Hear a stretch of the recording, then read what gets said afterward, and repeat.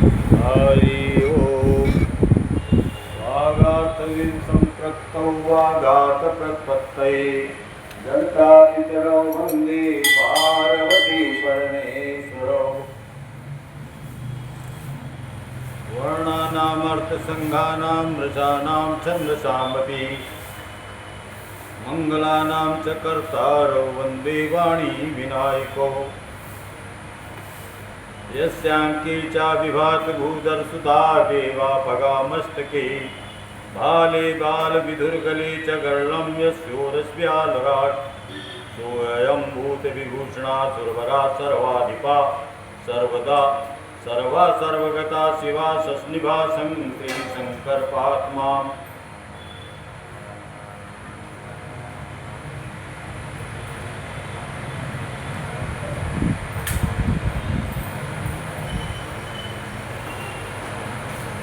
नागेन्द्रहाराय त्रिलोचनाय भस्मंगरागाय महेश्वराय नित्याय शुद्धाय दिगंबराय तस्मै नकाराय नमः शिवाय। मंदाकिनी सलिलचंदन चर्चिताय नंदीश्वर प्रमथनाथ महेश्वराय मंदार पुष्प बहुपुष्प सुपूजिताय तस्मै मकाराय नमः शिवाय। नमः शिवाय। शिवाय गौरी वदनाब्ज वृंद सूर्याय दक्षाध्वर्णास्काय श्रीनीलकंठाय प्रसध्वजाय तस्मै शिकाराय नमः शिवाय।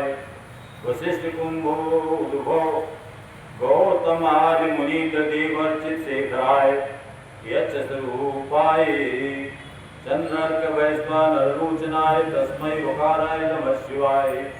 यच्च स्वरूपाय जटाधराय पिनाकस्ताय सनातनाय दिव्याय देवाय दिगंबराय तस्मै यकाराय नमः शिवाय। पंचाक्षरमिदं पुण्यं यः पठेत् शिवसन्निधौ शिवलोकमाप्नोति शिवेन सह मोदते।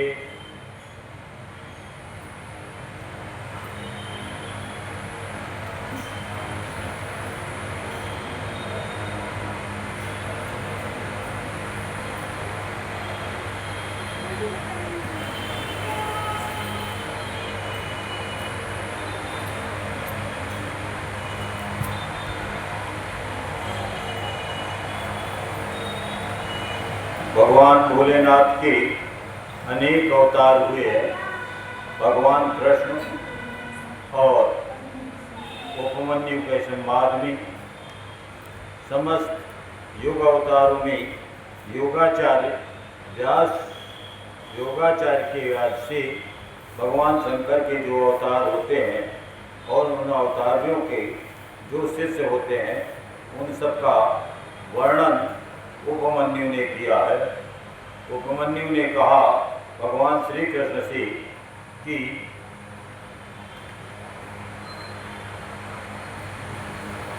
बारह अलग अलग कल्प में 12वें कल्प की 7वें मनवंतर में युग क्रम से 28 योगाचार प्रकट हुए हैं। उन 28 योगाचार्यों के नाम हैं श्वेत, सुतार, मदन, सुहोत्र, कंकल, महामायावी जय ऋषभ, दधिवाय, ऋषभ मुनि, उग्र मुनि, अत्रि मुनि, बालक मुनि, गौतम मुनि, वेदशिरा मुनि, गोकर्ण, गुहेवासी, शिखंडी, जटामाली, अट्टहास, दारुक, लांगुली, महाकाल, शूली, दंडी, मुंडी, सैष्णु, सोम शर्मा और नकुलेश्वर। इस तरह से भगवान भोलेनाथ के 28 अवतार हुए हैं जिनके नाम मुनियों के रूप में जाने जाते हैं। 12वें कल्प की 7वें मनवंतर में 28 जो योगाचार हुए हैं यानी 28 मनवंतर बीत गए 12वें कल्प में, उनमें अलग अलग योगाचार हुए। प्रत्येक योगाचार की 4 शिष्य हुए हैं।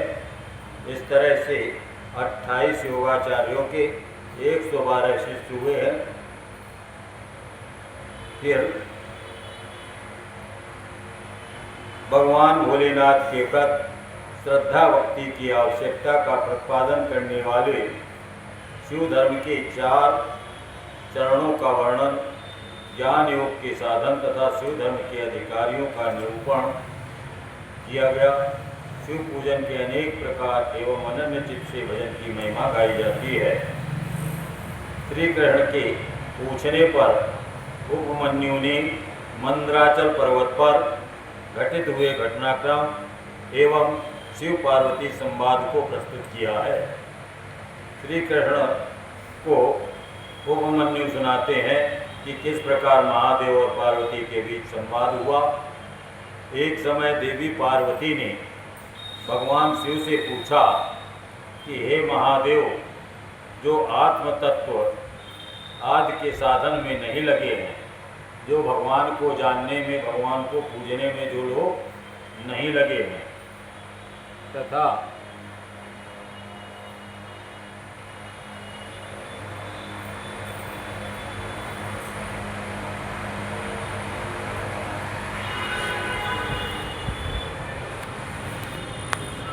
देवी पार्वती ने भगवान भोलेनाथ से पूछा, महादेव, जो लोग साधन पूजा में नहीं लगे हैं तथा जिनका अंतःकरण पवित्र तथा वशीभूत नहीं है, ऐसे कम बुद्धि वाले मंदमती संसार और पृथ्वी के वासी जीवों के वश में किस तरह से जीव आपको वश में करते हैं और कैसे आपकी कृपा प्राप्त करते हैं।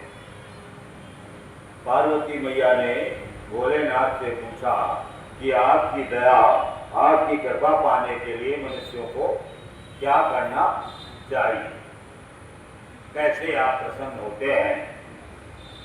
महादेव जी बोले, देवी, यदि साधक के मन में केवल एक ही चीज भक्त के लिए जरूरी है, वो है श्रद्धा। किसी भी आप गुरु के पास जाएं, वैद्य के पास जाएं, डॉक्टर के पास जाएं, तो सबसे पहली पहली चीज क्या जरूरत है? श्रद्धा की। ये आपकी श्रद्धा, निष्ठा, विश्वास ये अगर है तभी आगे का फलदायी होता है। आधा रोग तो हल कर लेता है श्रद्धा विश्वास, जो मन में शांति श्रद्धा विश्वास से आती है।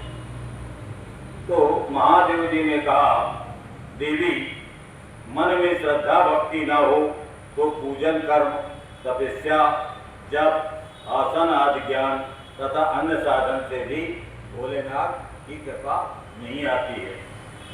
भोलेनाथ बस में नहीं हो सकते हैं केवल तपस्या से।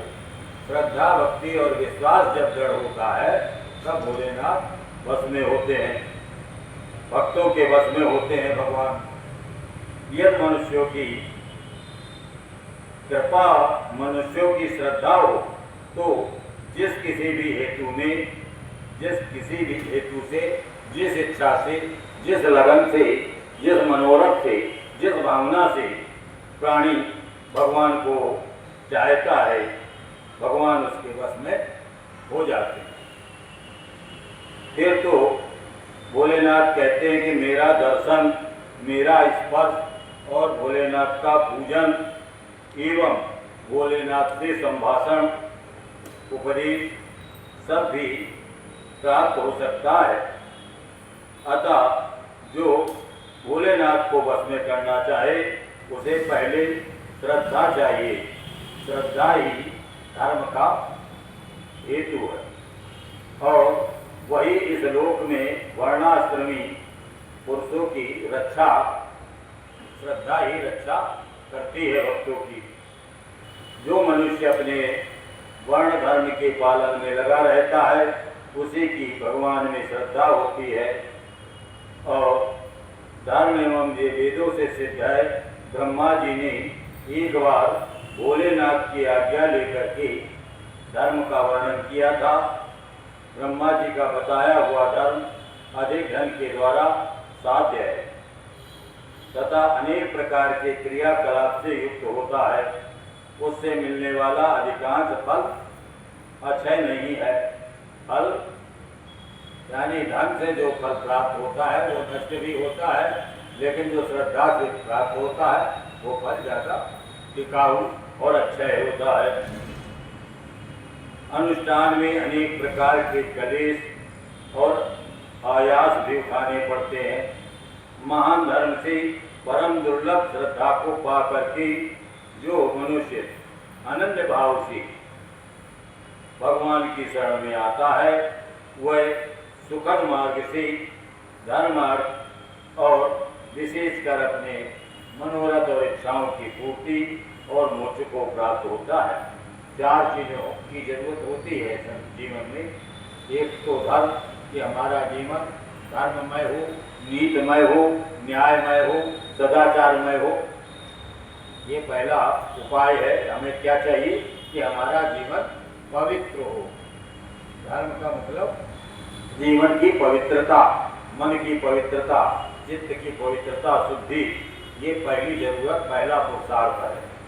दूसरा पुरुषार्थ है कि संसार में रहने के लिए संपदा चाहिए, जिसे अर्थ कहा गया, धन कहा गया। अर्थ, धन, संपदा, वैभव, ये भी जरूरी सामग्री है।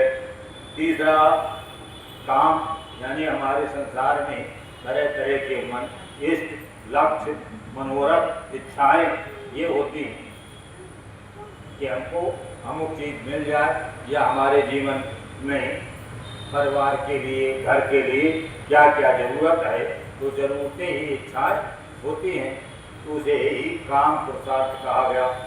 और चौथा है कि हमारा मरण उत्तम हो, गति सदगति प्राप्त हो, मरने के बाद भी यश और कीर्ति, ख्याति की प्राप्ति हो, इसलिए मोक्ष चौथा उपाय कहा गया।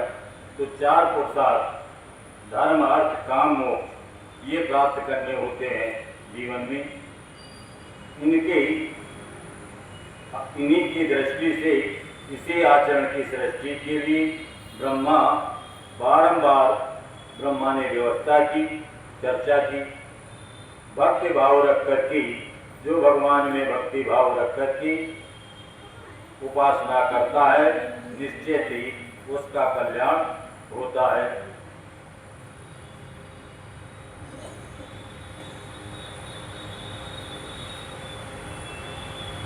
अब संक्षेप में वर्ण धर्म के अलावा तीनों काल स्नान, अग्निहोत्र, विधवा, शिव पूजन और रुद्राक्ष की माला पहनना तथा प्रत्येक पर्व में, शिव पर्व में चतुर्दशी को शिव की पूजा करने को ब्रह्मकूट कहते हैं। ब्रह्मकूट का वर्णन शिव पुराण में आया है, जिसमें पाप को नाश करने के लिए पंचगव्य कहे जाते हैं। पंचगव्य में आता है गाय से उत्पन्न सामग्रियां और कुश, इनको पंचगव्य का, कुश का जल, गाय का दूध, दही, घी, ये पंचगव्य कहलाते हैं और इनसे पाप का नाश होता है।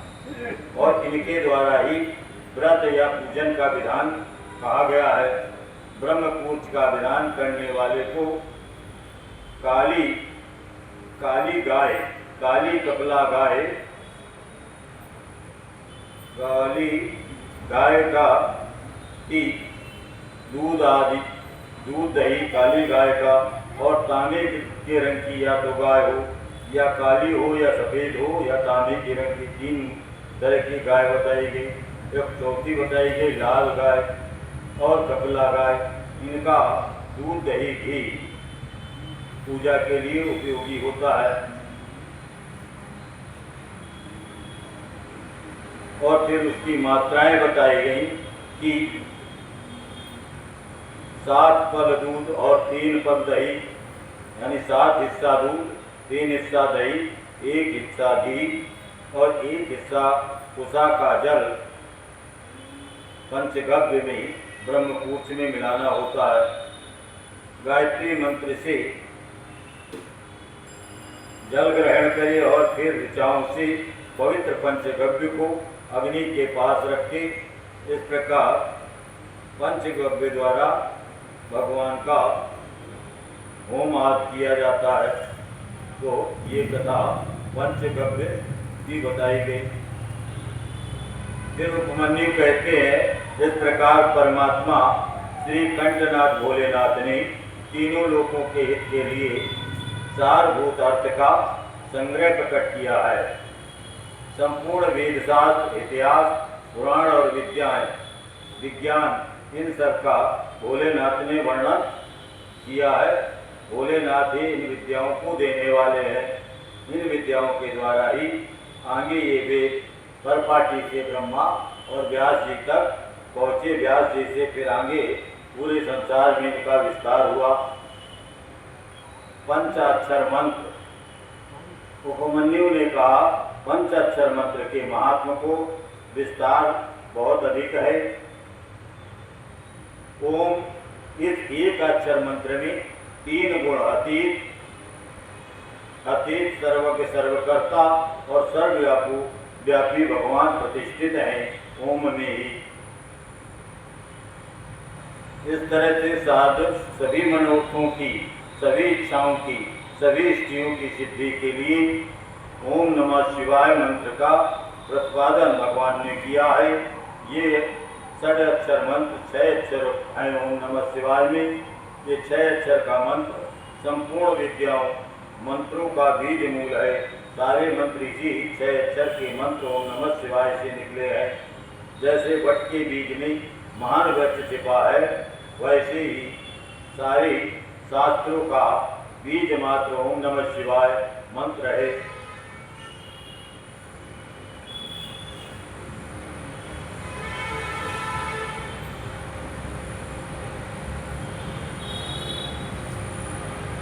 महादेव जी ने कहा, देवी कलकाल के मनुष्य पंचाक्षरी विद्या का आश्रय लेकर के भक्ति से भावित चित्त होकर के संसार बंधन से मुक्त हो जाते हैं। देवी बोली, यदि मनुष्य पतित होकर के सर्वथा कर्म करने योग्य न रह जाए तो उसके द्वारा किया गया कर्म ठीक नहीं होता। ऐसी दशा में विद्या द्वारा वह कैसे मुक्त हो सकता है। तब महादेव जी ने कहा, सुंदरी तुमने ठीक कहा है, इसका उत्तर सुनो। भोलेनाथ कहते हैं, ये परम गोपनीय समझकर अब तक प्रकट नहीं किया है, अब प्रकट करते हैं।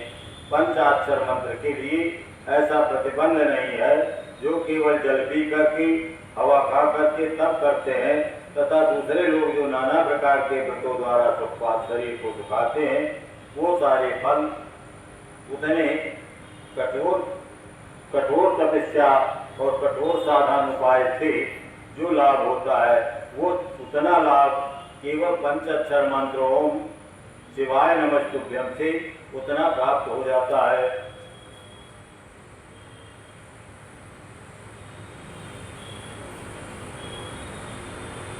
5 प्रकार के जपों का वर्णन किया गया है और उनकी महिमा तथा अंगुलियों के उपयोग का वर्णन आता है।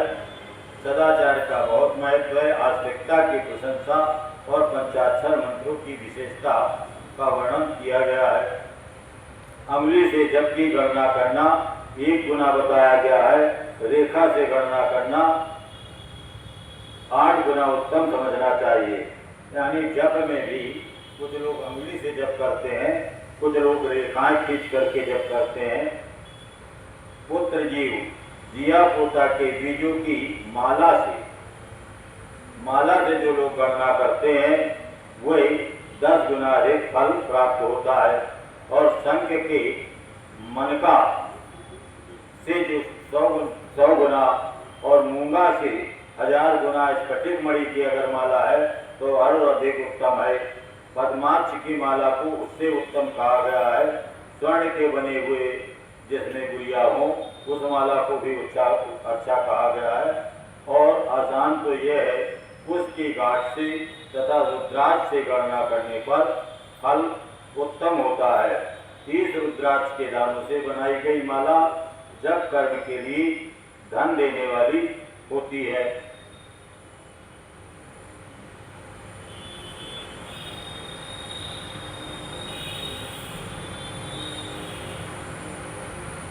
उपमन्यु कहते हैं यदुनंदन। उपमन्यु बोले, अब मैं पूजा के उस विधान का संक्षेप से वर्णन करता हूँ। शिव शास्त्र में शिव ने शिवा के पूजा के लिए कहा है, मनुष्य अग्निहोत्र पर्यंत अंतर्याग का अनुष्ठान करके बहिर्यज्ञ के द्वारा बाह्य पूजन करे और इस प्रकार पूजा के द्रव्यों को मन से कल्पित करके और शुद्ध करके गणेश जी की विधिवत चिंतन करके सबसे पहले गणेश जी का चिंतन और पूजन करें। फिर दक्षिण और उत्तर भाग में नंदीश्वर और सुयसा की आराधना करके मन से उत्तम आसन की कल्पना करें। सिंहासन और योगासन तीनों तत्वों से पद्मासन की भावना करके उसके ऊपर सांब शिव का ध्यान करें। इस प्रकार ध्यान करने से और फिर महेश्वरी देवी पार्वती का चिंतन करें। तो इस तरह से पार्वती का चिंतन, भोलेनाथ का चिंतन, नंदी और सुयसा का चिंतन करते हुए जो पूजा की जाती है वह पूजा पुष्पों द्वारा उनको फिर पूजन करें और इस प्रकार शिव की एक मूर्ति बनवा लें। उसका नाम शिव या सदाशिव हो। दूसरी मूर्ति शिवा की होनी चाहिए, उसका नाम महेश्वरी या षण्विष्का अथवा श्रीकर हो। फिर अपने ही शरीर की भांति मूर्ति में मंत्रन्यास आदि करके मूर्ति में सत असत से भरे मूर्तिमान परम शिव का ध्यान करें और इस प्रकार समिधा और घी आदि से नाभि में ओम की भावना करें। भूमध्य भवों के बीच में शुद्ध दीप शंका के समान आकार वाले ज्योतिर्मय शिव का ध्यान करें। इस प्रकार अंग में विग्रह में ध्यान योग के द्वारा अग्नि में होम पर्यंत सारा पूजन करना चाहिए। महादेव जी की शिवलिंग में वेदी पर अथवा अग्नि में पूजन करें। इस तरह पूजन का ये संक्षेप में वर्णन किया है।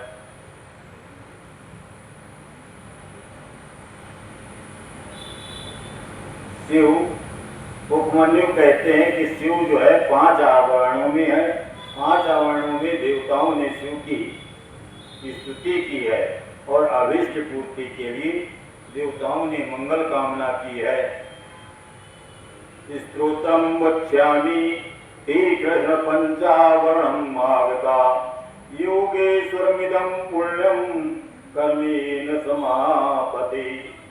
श्री कृष्ण, मैं तुम्हारे समक्ष पंचावरण मार्ग से किए जाने वाले स्त्रोत का वर्णन उपमन्यु ने किया, जिससे योगेश्वर नामक पूर्ण कर्म पूर्ण रूप से संपन्न होता है।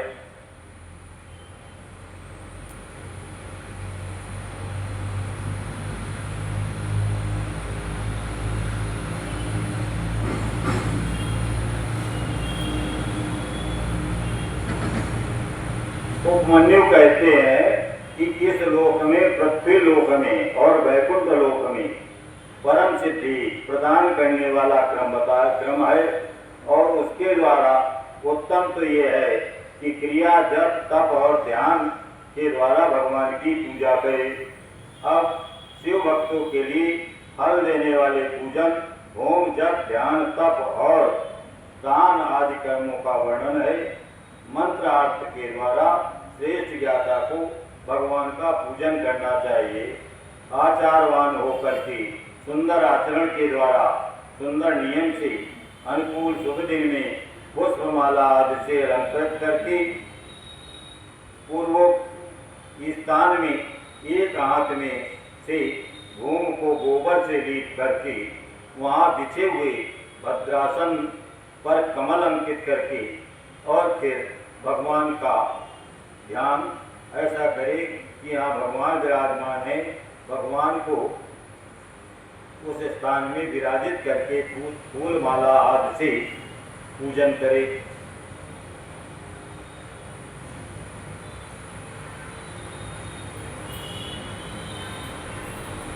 उपमन्यु कहते हैं यादव नंदन श्री कृष्ण केवल परलोक में फल देने वाले कर्म की विधि भी है।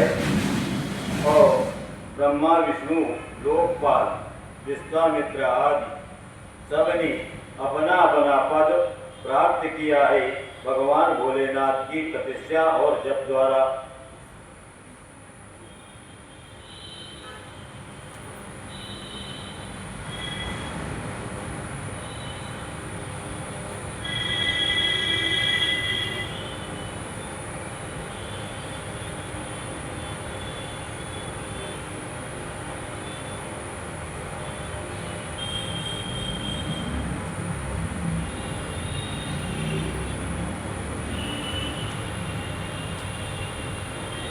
सूत जी कहते हैं, क्रोध को जीतने वाले उपमन्यु ने भगवान कृष्ण से जो ज्ञान योग प्राप्त किया था उसी का प्रणत भाव से बैठे हुए मुनियों को उपदेश देकर के आत्मदर्शी वायु देवता ने सायंकाल आकाश में जब अंतर ध्यान हुई, उस समय प्रातः काल नैमिषारण्य की नीमसार में तपस्वी मुनियों के सत्र में के अंत में स्नान के लिए जब मुनि उद्यत हुए, उस समय ब्रह्मा के आदेश से सरस्वती देवी स्वादिष्ट जल से भरी हुई सुंदर नदी के रूप में नीमसार में बहने लगी। सरस्वती नदी को देख करके ऋषि मुनियों के मन में बड़ा प्रसन्नता हुई। उन्होंने मुनियों ने सत्र समाप्त करके स्नान आरंभ किया। उस नदी के मंगलमय जल से देवता आदि का तर्पण ऋषियों ने किया और तर्पण करके पूर्व वृत्तांत का स्मरण करते हुए ऋषियों ने सबके सब बनारस की ओर चल दिए काशी के लिए।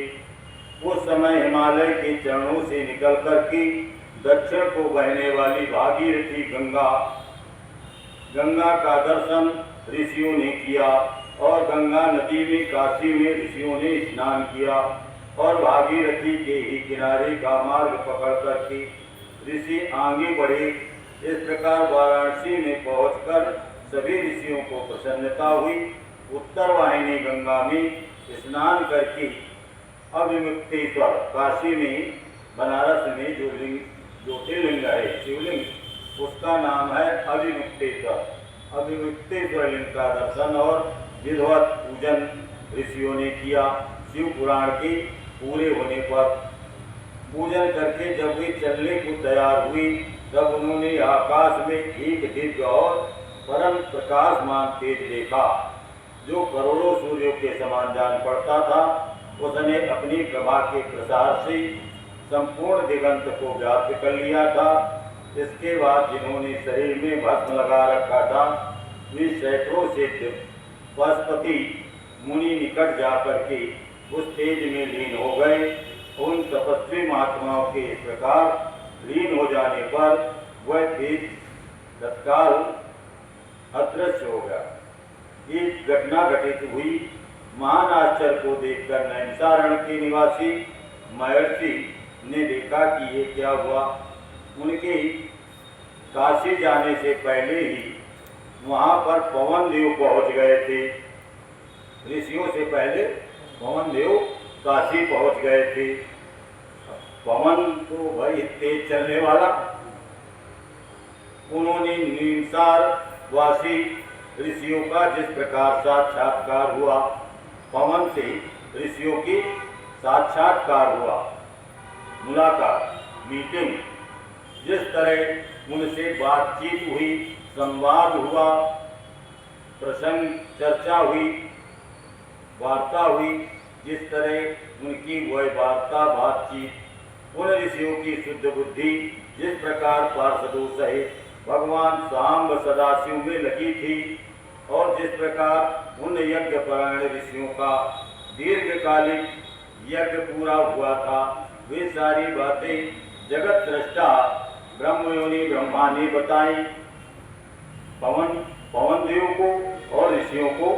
वो सारी चर्चा जो 1000 वर्ष में यज्ञ और शिव पुराण की कथा में जो जो प्रसंग आए थे, जो चर्चा हुई थी, जो घटनाएं अद्भुत घटी थी, उनका ब्रह्मा जी ने पवन देव के बीच में संवाद और चर्चा वार्ता हुई, ऋषियों से भी वार्ता हुई।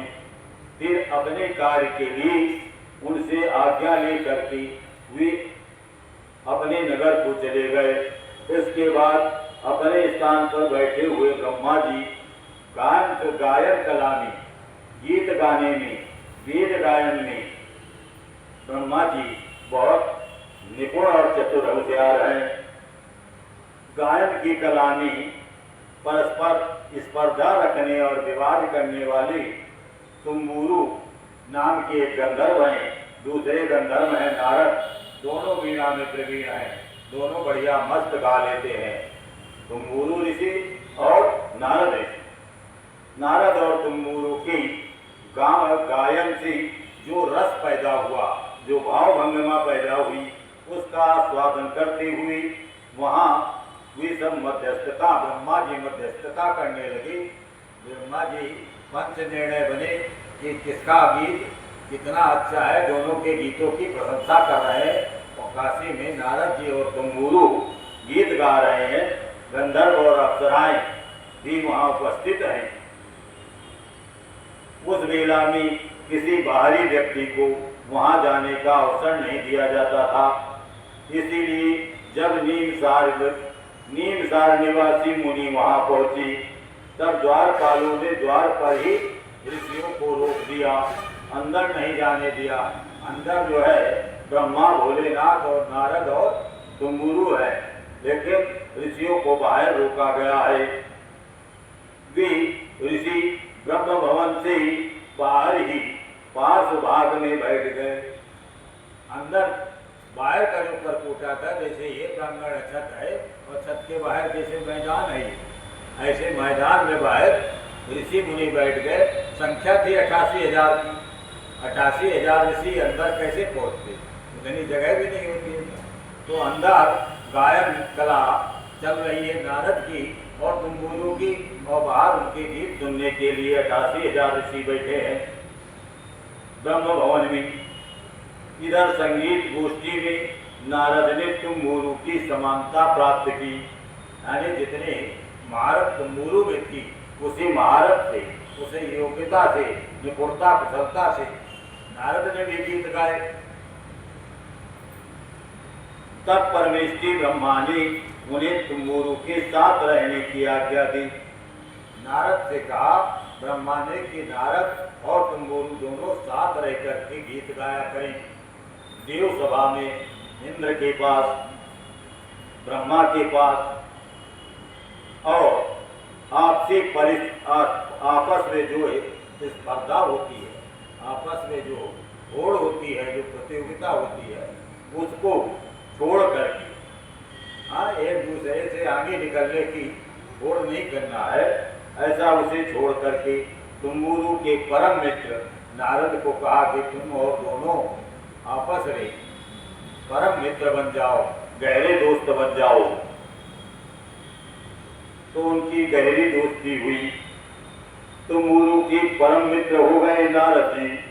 इसके बाद गंधर्वों और अप्सराओं से घिरे हुए नारद जी भोलेनाथ को प्रणाम करके वीणा गायन करते हैं। उस समय भोलेनाथ का जो अवतार है, उस अवतार का नाम है नकुल। नकुलेश्वर अवतार ने महादेव को वीणा का गान सुना करके संतुष्ट करने के लिए तुम्बुरु के साथ ब्रह्म सभा में, ब्रह्म भवन ब्रह्मलोक में उसी प्रकार वो निकले जैसे मेघों की घटा से सूर्यदेव बाहर निकलते हैं। उस समय मुनिवर नारद को देख करके उन 6 कुलों में उत्पन्न हुए ऋषियों ने प्रणाम किया। उन 88,000 ऋषियों ने नारद जी को प्रणाम किया तथा नारद के पिता ब्रह्मा को प्रणाम किया। ऋषियों ने प्रणाम किया और बड़े आदर के साथ ब्रह्मा जी से मिलने का अवसर पूछा कि हमारी ब्रह्मा जी से मीटिंग करा दो, मुलाकात करा दो। जैसे किसी अफसर से मिलने के लिए दरबान या चपरासी से कहा जाता है, ऐसे ही नारद जी से ऋषियों ने कहा कि आप हमारे ब्रह्मा से मुलाकात करा दो। मीटिंग करा दो। तो ब्रह्मा जी से मिलने का टाइम पूछा, समय शेड्यूल पूछी, समय सारणी, टाइम टेबल। मिलने का अवसर पूछा। नारद जी का चित्त दूसरी ओर लगा था और वे बड़ी उतावली में थे नारद जी। अतः नारद जी ने के पूछने पर, अतः ऋषियों के पूछने पर नारद जी बोले, यही अवसर है, आप लोग भीतर जाइए। तुरंत अपॉइंटमेंट मिल गया। नारद जी ने कहा कि आप लोग भीतर चलो, तुरंत मिलो, देर ना करो, मिलने का भी सही मौका है, सही समय है। अभी ब्रह्मा जी बैठे हैं। ये कहते हुए वे नारद जी चले गए। उसके बाद द्वारपालों ने ब्रह्मा जी को उन ऋषियों के आगमन की सूचना दी। द्वारपाल ब्रह्मा जी के पास पहुंचे और बताया कि ऋषि लोग आपसे मिलना चाहते हैं। ब्रह्मा जी ने तुरंत आज्ञा परमिशन दे दी। ब्रह्मा जी की आज्ञा पाकर के एक साथ ब्रह्मा के भवन में, ब्रह्मलोक में वो 88,000 ऋषि पहुंचे ब्रह्मा जी से मिलने के लिए। ब्रह्म भवन में प्रविष्ट हुई, दाखिल हुई।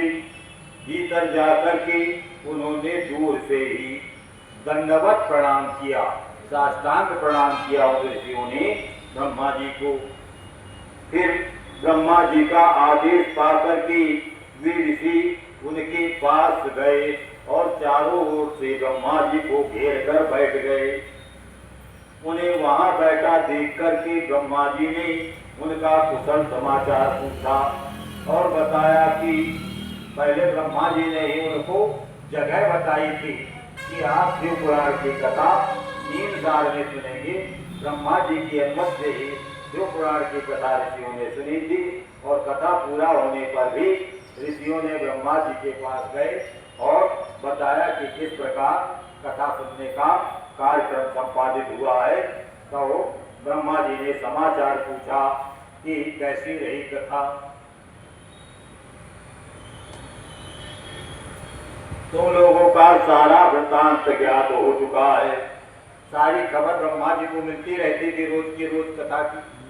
तो ब्रह्मा जी को सारा वृत्तांत ज्ञात हो चुका है, क्योंकि वायु देवता ने, पवन देवता ने ब्रह्मा जी के पास जाकर के सब कुछ बता देते थे। और अब तुम लोग भी बताओ। अब ऋषियों से पूछा कि ऋषियों तुम बताओ, जब वायुदेव तुम्हें कथा सुना करके अदृश्य हो गए तब तुमने क्या किया? पवन देवता ने, सूत जी ने भी कुछ कथा सुनाई है शिव पुराण की, और उसके अलावा सूत जी के बाद पवन देवता ने कथा सुनाई है शिव पुराण की कथा।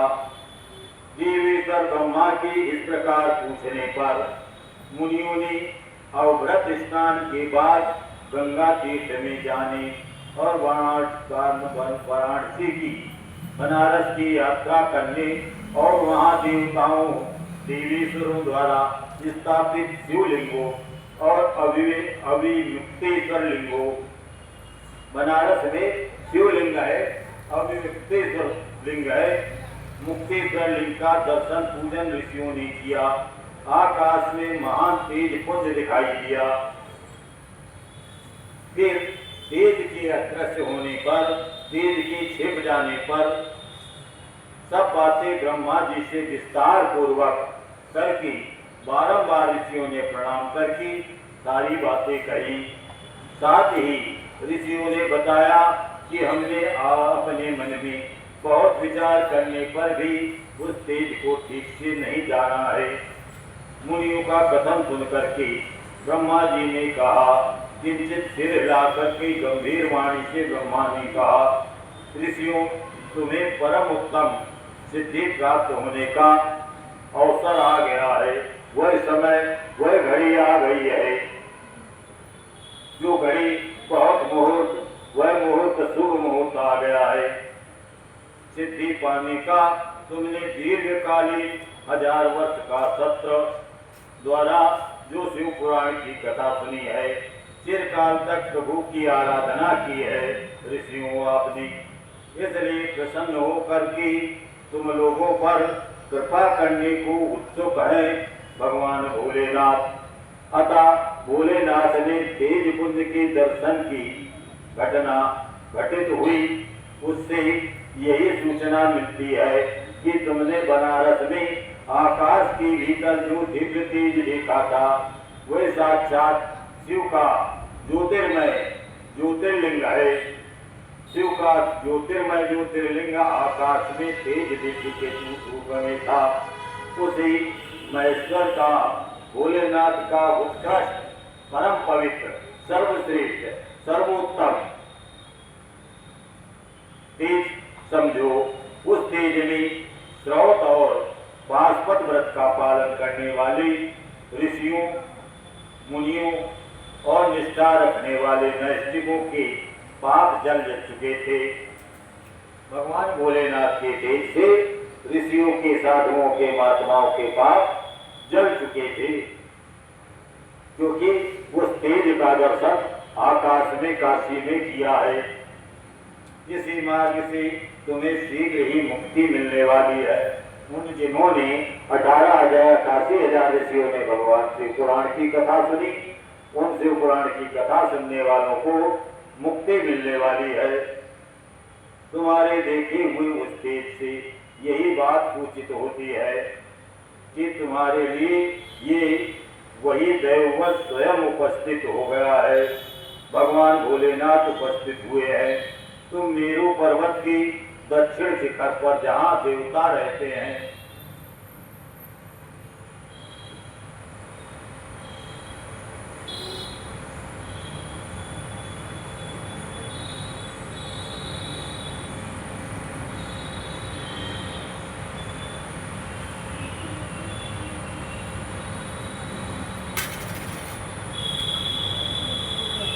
नारायण कल्याण हो। हरि ओम। वहां पर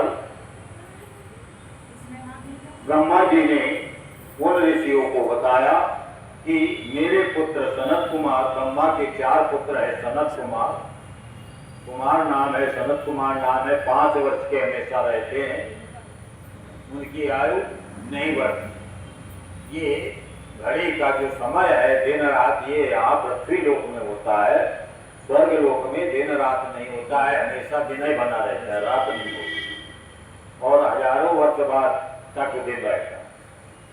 इसलिए वहाँ उनका समय, उनकी उम्र हजारों वर्ष बाद भी 5 वर्ष की ही उम्र के छोटे शिशु बने रहते हैं। ब्रह्मा के 4 पुत्र सनत कुमार, सनक, सनंदन और सनातन। तो वही ब्रह्मा के 4 पुत्र उत्कृष्ट मुनि हैं, वहाँ निवास करते हैं। वे वहाँ साक्षात भूतनाथ नंदी के आगमन की प्रतीक्षा में हैं, यानी नंदी का इंतजार कर रहे हैं। सनत कुमार काशी में रह करके नंदी जी सनत कुमार को शिव पुराण की कथा सुनाएंगे, और नंदी जी ने कथा भोलेनाथ से शिव पुराण की कथा सुन रखी है, वही कथा उन्होंने सनत कुमार को सुनाई। सनत कुमार ने वो कथा व्यास जी को सुनाई, व्यास जी ने वही कथा सूत जी को सुनाई। फिर उसी सत्र में शौनक आदि ऋषियों को पवन देवता ने भी कथा सुनाई है शिव पुराण की। पूर्व काल में सनत कुमार अज्ञानवश अपने को योगियों का शिरोमण मानने लगे। सनत कुमार में भी अहंकार आ गया था और वो परम योगी अपने को मानने लगे थे। वैसे तो योगेश्वर भगवान भोलेनाथ ही है। इसलिए दुर्विनीत उनका फिर विनीत स्वभाव, अहंकार आने पर विनम्रता नष्ट हो जाती है, सुशीलता नष्ट हो जाती है। सुशीलता विनम्रता ये तब रहती है जब प्राणी में अहंकार न हो, तभी वो विनम्र होगा, तभी वो मधुर होगा, तभी वो नम्र होगा। तो ये जरूरी है कि अहंकार न आने पाए। कितनी भी विद्या हो, कितनी भी जप हो, कितना भी तप पूजा किया हो, लेकिन मन में अहंकार काम को न आए, तभी तक आप विनम्र, सौम्य, मधुर विनीत होंगे। पूर्व काल की बात में इसलिए वे सनत कुमार के मन में विनम्रता खत्म हो गई, अहंकार पैदा हो गया, गर्व का, अहंकार का, अभिमान का, घमंड का उनको जब फूट गया मन में, तो उनका स्वभाव बदल गया। उसमें वो ऐसा स्वभाव नहीं रहा। स्वभाव तभी पवित्र होता है जब घमंड ना हो, तभी सरल। कहते सरल चित मुझे, राम जी कहते हैं नवधा भक्ति में, जो सहज सरल हो वही मुझे पाता है। भगवान को पाने का उपाय सहजता और सरलता, विनम्रता ही है। वे अपने स्थान पर निर्भय होकर के बैठ गए। यही कारण है कि सनत कुमार ने किसी समय भोलेनाथ जी को सामने देखकर भी उनके लिए सत्कार नहीं किया। भोलेनाथ सामने है, भोलेनाथ ने कथा नंदी को सुनाई, सनत कुमार को नहीं सुनाई। कारण सनत कुमार ने उन्हें प्रणाम नहीं किया था। उनको अहंकार हो गया कि मैं तो जगत के बनाने वाले ब्रह्मा का बेटा हूँ और ब्रह्म तत्व को जानता हूँ, सबसे बड़ा विद्वान हूँ। विद्वानता का अहंकार होने पर वो व्यक्ति कई बार आदर करना भूल जाता है। भोलेनाथ का आदर करना भूल गए सनत कुमार, जिससे उस स्थान पर निडरता से बैठ गए बिना प्रणाम किए हुए। इस अपराध से कुपित होकर के नंदी ने उन्हें ऊंट बना दिया। सनत कुमार को कौन सी ऊँट मिली? ऊंट की, ऊंट बना दिया। तब उनके लिए ब्रह्मा जी को भी बड़ा शोक हुआ, क्योंकि ब्रह्मा के पुत्र है सनत कुमार। बाप को पता लगा कि मेरे बेटा पुरुष के स्थान पर ऊंट है, तो बाप को दुख होना सहज स्वाभाविक है। दीर्घ काल तक भोलेनाथ और मैया पार्वती की उपासना करके नंदी से भी बड़ी अनुनय विनय की ब्रह्मा जी ने कि हमारे बच्चों को ठीक करो। तब इस प्रकार प्रयत्न करके किसी तरह ब्रह्मा जी ने सनत कुमार की ऊंट की योनि से छुटकारा दिलाया और उन्हें पूर्वक सनत कुमार रूप की प्राप्ति कराई। बालक रूप, पुरुष के छोटे बच्चे शिशु होते हैं, वह रूप 5 वर्ष वाला रूप दिलवाया। सनत कुमार ने रूप की प्राप्ति की। उस समय भोलेनाथ ने मुस्कुराते हुए गणाध्यक्ष नंदी से कहा, हे पाप रहित नंदी, सनत कुमार मुनि ने मेरी जो अवहेलना करके अपना अहंकार प्रकट किया था, अतः तुम्हें उनको मेरे सही यथार्थ स्वरूप का उपदेश करो। भोलेनाथ ने आज्ञा दी नंदी को कि आप शिव पुराण की कथा इन सनत कुमारों को सुनाओ। ब्रह्मा का ज्येष्ठ पुत्र मूढ़ की भांति मेरा स्मरण करके कर रहा है, अतः मैंने ही उसको तुम्हें शिष्य के रूप में दिया है। तुमसे उपदेश पाकर वह मेरे ज्ञान का प्रवर्तक होगा और वही तुम्हारा धर्माध्यक्ष की पद पर अभिषेक करेगा। इस प्रकार सनत कुमार ही नंदी का पूजन करेगा, अभिषेक करेगा, ऐसा ब्रह्मा ने कहा। महादेव जी के कहने पर समस्त भूतगणों के अध्यक्ष नंदी ने प्रातः काल मस्तक झुका करके स्वामी की आज्ञा से, भोलेनाथ की आज्ञा से आज्ञा से उद्धार करके सनत कुमार भी मेरी आज्ञा से इस गणराज नंदी को प्रसन्न करने के लिए, यानी सनत कुमार को ब्रह्मा ने आज्ञा दी, भोलेनाथ ने नंदी को आज्ञा दी कि नंदी शिव पुराण की कथा सनत कुमार को सुनाओ। और ब्रह्मा ने सनत कुमारों से कहा कि आप शिव पुराण की कथा नंदी से सुनो। तो इस प्रकार ब्रह्मा की आज्ञा से गणराज, भोलेनाथ की आज्ञा से गणराज नंदी को प्रसन्न करने के लिए मेरु पर्वत पर दुष्कर तपस्या वे कर रहे हैं। गणाध्यक्ष नंदी के समागम से पहले ही सनत कुमार से तुम लोग मिलो।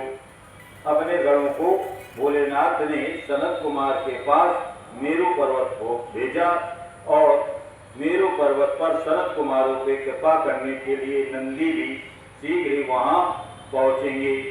विश्वयोनि ब्रह्मा के ऐसा कहने पर इस प्रकार आदेश देकर के भेजने पर वे सनत कुमार मेरू पर्वत के दक्षिणवर्ती कुमार शिखर पर गए।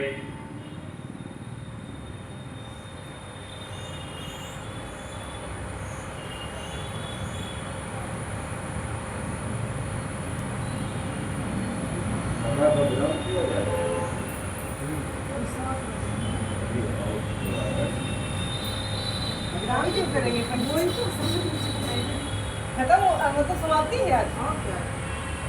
चलो अभी चलाते हैं।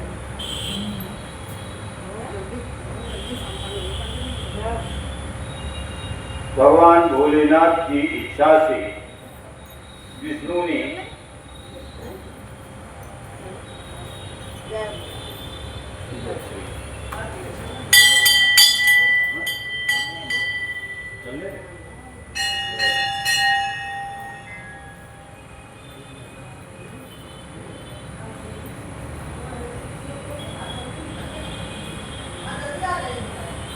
हाँ जल्दी आ गए। नहीं तो 6 बजे आएगा। हाँ समाप्ति हो गई। कोई भी कहानी नहीं तो हाँ आज तो लेट आएगा इसको 5:30 5:30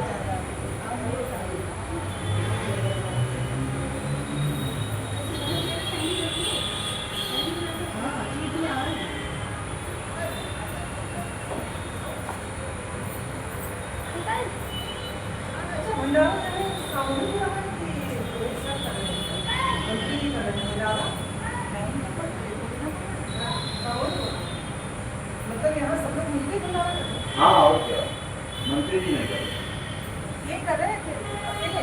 हाँ भंडारी क्या बोल प्रसाद बंटवाने हम लोग हाँ हाँ सही है। हाँ कोई है नहीं करने वाला कोई है नहीं। हाँ वही तो अकेले करने वाले। पहले तो प्लान था फिर जब कोई है नहीं और इधर मौसम खराब। हाँ मौसम खराब कहाँ क्या करेगा। कहाँ क्या रात का टाइम है कह रहे कि कब पानी बरसे कुछ पता नहीं है। मौसम को पता नहीं अब 2-3 दिन कितना खराब है। अरे तो भगवान भोलेनाथ की कथा सुनकर के काशी में देवराज नाम के ब्राह्मण ने उसी प्रकार से मोक्ष लाभ प्राप्त किया जैसे अजामिल ने नारायण अपने बेटे का नाम नारायण रख करके विष्णु लोक की प्राप्ति की थी। इसी प्रकार देवराज ब्राह्मण ने अंतिम 1 महीने में शिव पुराण की कथा सुनी। सावन के महीने में 1 महीना कथा सुनने के बाद सावन की समाप्ति पर उसने देह त्याग किया और कथा सुनकर देह त्याग करने के कारण उसे शिवलोक की प्राप्ति हुई। दूसरी कथा है चंचुला की। चंचुला ने शिव पुराण की कथा ब्राह्मण से सुनकर की अंतिम महीने में अंतिम समय जीवन में उसने भी शिव पुराण की कथा सुनी थी और कथा सुनने का परिणाम हुआ कि चंचुला पार्वती की सखी बनी और शिवलोक में की प्राप्ति की। चंचुला के पति बिंदु बहुत पापाचारी थे। पाप करने के कारण चोरी डकैती करने के कारण उनको पिशाच योनि मिली और पिशाच योनि पर भी उन्हें बांध करके पर्वत में तुम्बोरुल गंधर्व ने शिव पुराण की कथा सुनाई। शिव पुराण की कथा सुनने से उस पिशाच योनि से उसका उद्धार हुआ। इस तरह से महात्म्य में 3 कथाएं आती हैं, एक देवराज ब्राह्मण की, एक चंचला की और एक पिशाच के उद्धार की। फिर उसके बाद कुबेर की कथा आती है। कुबेर जो भोलेनाथ का समधी भी है, मतलब भोलेनाथ के बेटा गणेश और कुबेर की 2 बेटियां रिद्धि और सिद्धि, वो भोलेनाथ के बेटा गणेश के साथ विवाह हुआ उनका तो इस तरह से कुबेर उनकी समधी भी हैं और मित्र भी हैं। ये घटना कितने सामान्य तरीके से हुई। कुबेर ने पूर्व जन्म में मंदिर में भूख से पीड़ित होकर के भगवान के प्रसाद चुराने की नियत से रात्रि के अंधेरे में पहुंचा और अपने कपड़े जला करके उजेला किया भोलेनाथ के मंदिर में, जिससे भोलेनाथ प्रसन्न हो गए कि जिसने उजेला किया है, जिसने दीपदान किया है, वो सामान्य सी घटना थी। प्रसाद चुराने का कोई पाप नहीं, बल्कि भोलेनाथ ऐसा प्रसन्न हुए कि उन्होंने उसे मित्र और समधी बनाने का संकल्प किया, वरदान दे दिया कि तुम मेरे मित्र रहोगे और अमरावतीपुरी मेरे कैलाश के पास रहेगी और तुम वहाँ का निवास करोगे, वहाँ के राजा अमरावती के रहोगे। ऐसा वरदान दे दिया।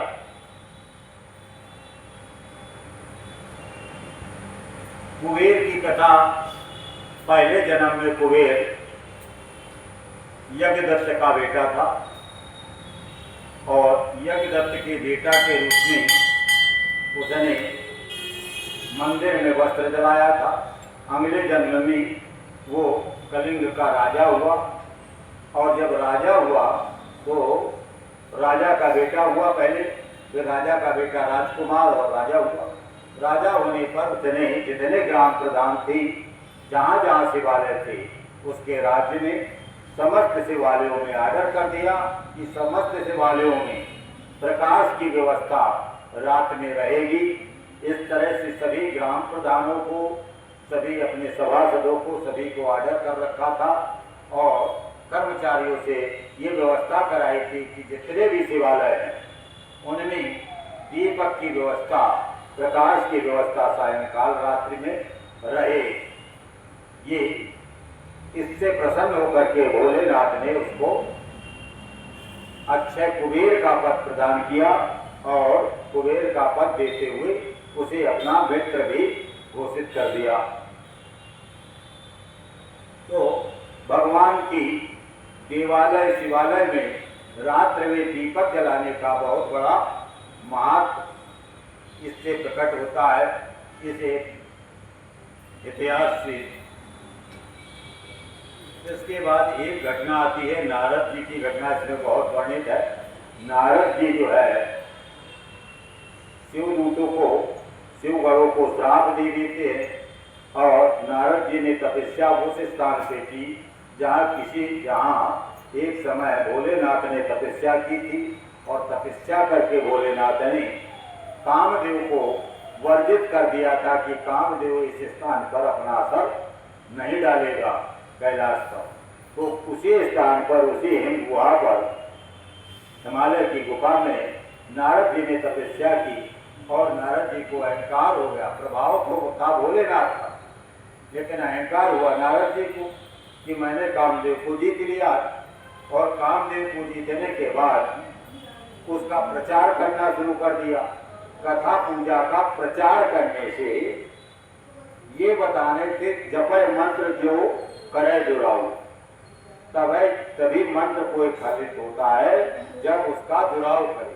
अगर पूजा का आपने प्रचार कर दिया कि मैं बहुत बड़ा पुजारी हूँ या मैं बहुत बड़ा ज्ञाता हूँ, तो इससे अहंकार फैल जाता है दिमाग में, मन में। मन में अगर अहंकार की बीमारी हो गई तो अहंकार को, एक डमरुआ नाम की बीमारी तुलसीदास ने लिखा है कि अहंकार एक बहुत बड़ी बीमारी है। मानस रोग तुलसीदास ने जो बताए, काम बात कपलोभ अपारा क्रोध पित्त नित्याति जारा, रीत करें जो तीनों पाई तो सन्नपात होए बर जाई। यानी ये पहले तो इच्छाएं बलवती होती हैं, फिर लोभ और क्रोध, इच्छाओं से ही कोई इच्छा अपुष्ट रह गई, अधूरी रह गई, या कोई इच्छा में बाधा विघ्न आ गया तो क्रोध पैदा होता है। और तुलसीदास ने 3 ये क्रोध के काम बात, वैसे तो 6 शत्रु हैं, मन के 6 शत्रु हैं, काम क्रोध लोभ मोह मद मत्सर। मद 5वें नंबर पे है अहंकार। अहंकार सबसे बड़ा शत्रु तुलसीदास जी ने भी लिखा है, और वो शत्रु नारद जी में आ गया। नारद जी के मन में पैदा हो गया भाव कि मैंने कामदेव को, अप्सराओं को जीत लिया है, और वो राम की कृपा थी या भोलेनाथ की तपस्या थी, जहाँ पर ये तपस्या कर रहे थे, इसलिए कामदेव को जीत लिया था। लेकिन इन्होंने शंकर जी से बताया, फिर ब्रह्मा जी से बताया, फिर विष्णु जी से बताया। विष्णु जी और भोलेनाथ किसी का अहंकार रहने नहीं देते। अहंकार जब होता है तो अहंकार का भगवान नाश करते हैं, ताकि हमारा भक्त पवित्र हो जाए, अहंकार से मुक्त हो जाए। अहंकार एक बीमारी है, और भगवान तीनों प्रकार की बीमारियों को नाश करने वाले हैं। सच्चिदानंद रूपाय विश्व उत्पत्तादि हितवी तापत्रय विनाशाय श्री कृष्णाय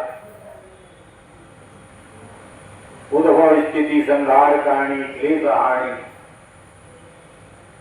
माता पार्वती को क्लेश हानि कहा गया। तो क्लेश क्या है? ये जो अहंकार और क्रोध, ये जो बीमारियां हैं, यही क्लेश हैं, यही ताप। इन ताप को भगवान दूर करने के लिए अहंकार को नष्ट करते हैं। नारद जी में अहंकार आ गया, अहंकार को विष्णु भगवान ने नष्ट करने का उपाय किया, और उपाय के रूप में एक सुंदर शहर बसा दिया। उस सुंदर शहर का राजा शीलनिधि और कन्या विश्वमोहिनी। विश्वमोहिनी ने स्वयंवर में विष्णु को माला पहना दी।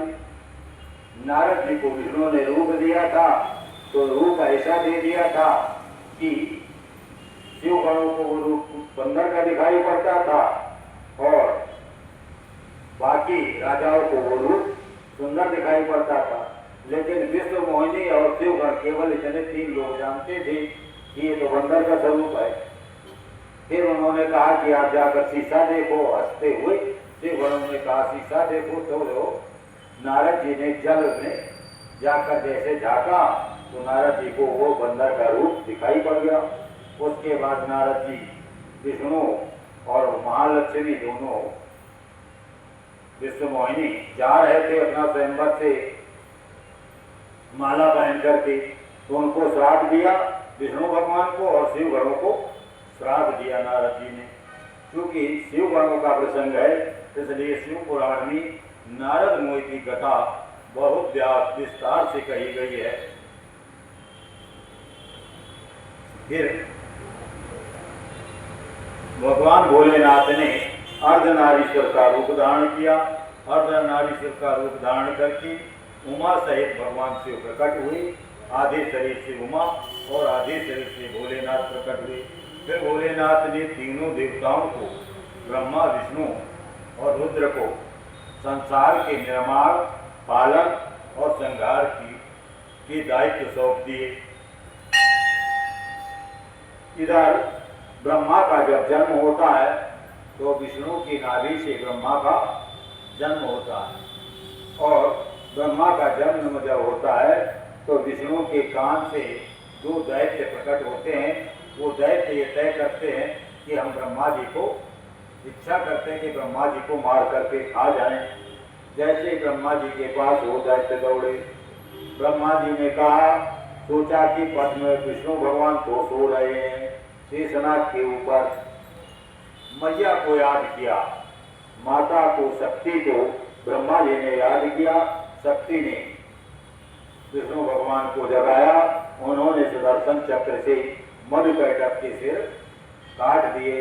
इस तरह से ब्रह्मा जी को सुख पहुंचाया विष्णु भगवान ने मधुकैटभ का विनाश करके।